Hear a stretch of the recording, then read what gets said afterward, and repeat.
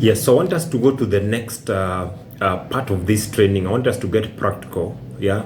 And the next part of this training is how do you become a property investor in Kenya? How do you actually start to become a property investor in Kenya? Yeah. So if you look at some of the areas, like let's speak of, for example, Garden City Mall or Two Rivers. Yeah.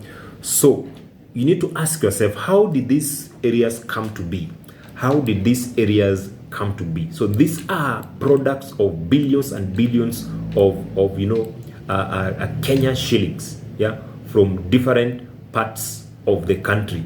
And what you need to realize that this is a combination of several investors that came up together: Kiambu, Kisumu, Nairobi, Machakos, Mombasa, Kenyans in the diaspora, who invested in these projects, yeah, and keep on investing because they saw the future when others saw empty land. Garden City Mall, Two Rivers, all those areas were just empty land, just bushes. So you need to be a property investor. Let me tell you a truth that has stood the test of time. You know, from the days of our grandparents today, the only investment that never truly fades is land. That is the ultimate real estate. Yeah. So this is an asset that you can stand on. The bank can't repossess it, you know, as they can easily possess a car. It doesn't become obsolete like a phone. Yeah. So how do you start? You don't just start by buying, you know, the whole of, let's say, Kitengela. You start like the legends who built this city started. You know, you start with maybe a 50 by 100 plot in a growing corridor, like the Nairobi metropolitan areas. Yeah, you don't need millions to do this. You just need a plan. You know, and your part and what you need to do is you partner with a credible company. You do your due diligence. You commit that consistent kidogo, that 5,000, 10,000, 20,000. You know, that becomes like your seed, and that small seed planted in the fertile soils of strategic locations, you know, will grow to millions of you know, double the price that you invested, triple or even 4 times. Yeah. Become a big tree. That seed becomes a big tree. So I don't want you to become just a spectator watching other investors investing. I want you to be an owner. You become an owner, you know, not just staying on the sidelines at the bench. You need to become a property investor. Yeah. And your future tomorrow is shaped by the decisions you make today. So what will you decide? I'm saying that real estate is the only real investment, you know, but some of you are thinking, you know, Bob, but investment is risky, everything can fail. Yes, you are right. Every single form of investment carries a risk. But let me show you the difference with real estate. Think about Nakumat. Do you know Nakumat, the mighty Nakumat? It was a household name, a giant. They're operating from, you know, some of the best buildings in the city. That is Thika Road Mall, Nakumat Junction.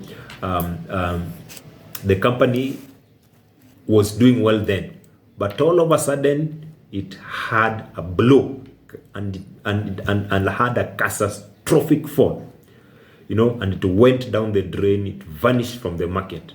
But what happened to the building on Thika Road? It is still there. Yes, it is still there. You remember Quickmart? Yeah, you know Quickmart. It is now owning maybe some of those places. Why? The building didn't collapse with the Nakumat, you know, downfall. The land beneath it became even more valuable. You remember Tusky? Some of you, do you remember Tusky? Same story. Another retail giant that stumbled and fell, you know, and they operated in prime spaces in Nairobi CBD. Yeah, the company died, but the physical structures, the plot of land that was housing these supermarkets, continued. They are still there today. Right now, as we speak, landlords are negotiating with the new tenants because the asset itself is immortal. I want you to tap down there. Asset itself is immortal.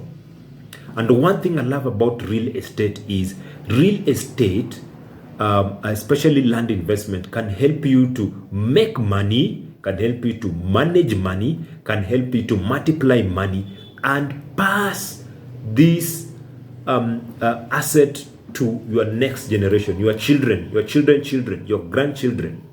Yeah, how many of you are able to pass your job to your children or grandchildren? You are not able to do that. But with real estate, you're able to pass it to your children, grandchildren, and that is what we are calling generational wealth transfer. Yeah. So look at these retail chains that have struggled and have gone down the drain, or even big companies that have gone down the drain, banks that have come and gone. You remember Chase Bank? They came and they went. So the business can fail, the brand can disappear, but the real estate, the title deed, the land, they will always remain, and they'll always be getting a new occupant. So this is the ultimate shield that real estate provides. Yeah, a tech startup can fail in a year. A matatu circle can collapse. A retail chain can vanish into thin air. But the land they're operating from, that piece of land will still be there. And it will outlive the businesses. It will continue to appreciate. So you are not just investing in a business, you're investing in one thing that the businesses need to exist: location, space, and land, real estate. So when you buy a plot, you are acquiring a permanent piece of, let's say, those of you who play the board or chess, you are acquiring that chess, that board. And remember, when you're playing chess, the players, they come and go. Yeah, but the board itself will always remain there. So I want you to be the owner, not the player, not just a player who can be knocked off, who come and go. I want you to be the owner, that you will always be there. I want you to be the landlord yourself. Yeah. So when you invest in real estate, you have what you have invested in other investments. Like when you invest in real estate, you have something that is immortal. Yeah, something that is immortal. Not like other investment, you can lose your money, everything can go. But when it comes to real estate, you can see the beauty. You have the property. It is standing there. It will always be standing there, unless someone comes and destroys it.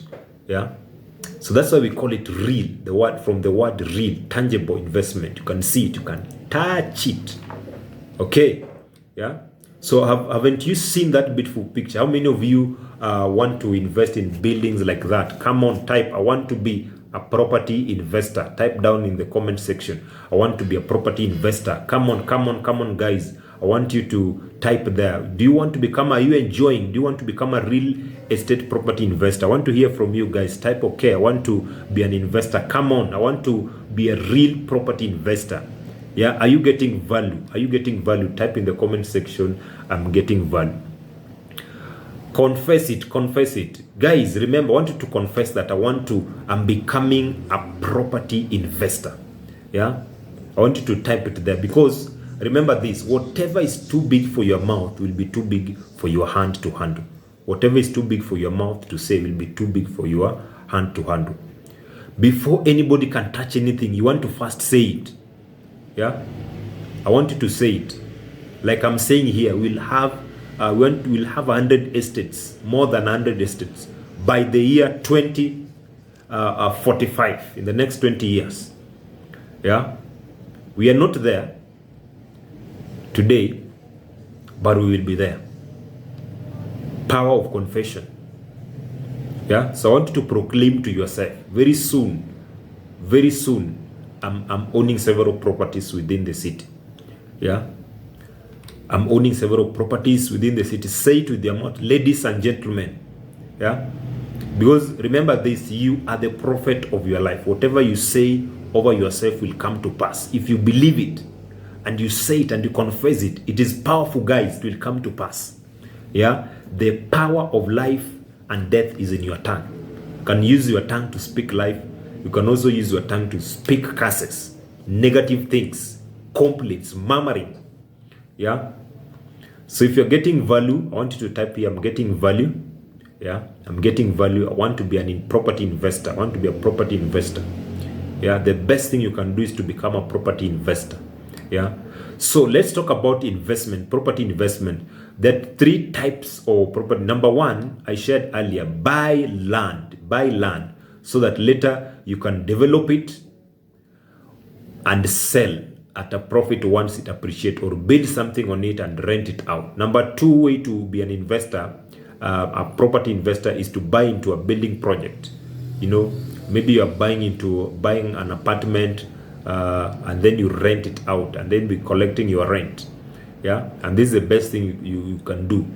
Yeah, you look for either completed apartment or maybe off plan, they're about to complete, or they're just starting, or they're about to start, and you invest in there.